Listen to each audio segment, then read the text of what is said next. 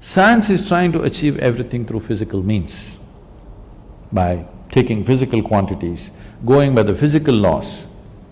If you go through physical means, you will hit that glass wall somewhere. I think, in my perception, I'm not a scientist, I don't know all of it, but in my perception, I think the physicists are near the glass wall. They might not have hit it, they're near.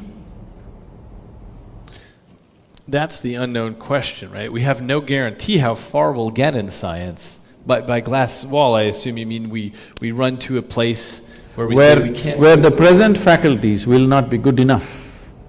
The present faculties of five senses and the brain will not be good enough. That we hit a long time ago. So for example, things like quantum physics, you can't understand it.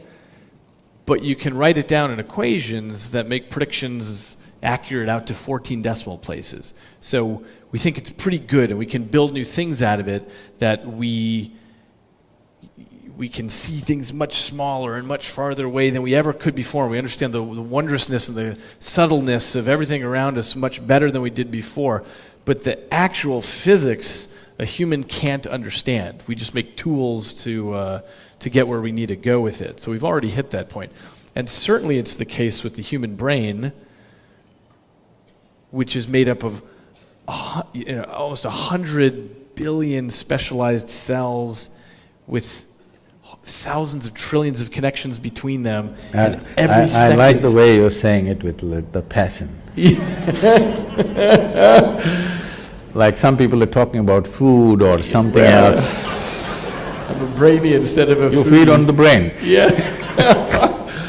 But the reason it's easy to be passionate about it is because it's a system of such unimaginable complexity that it bankrupts the language. We have no way that a human could perceive a system of that complexity, and yet each of us has it. There's this 3-pound organ that we're carrying around, but we've already hit that point a long time ago in science where we realize we can make new strains of mathematics, we can make computer simulations, but we'll never get it. I'll never get the brain. All I can do is take the way that you explained the 16 aspects of the mind, you simplified it down to 4.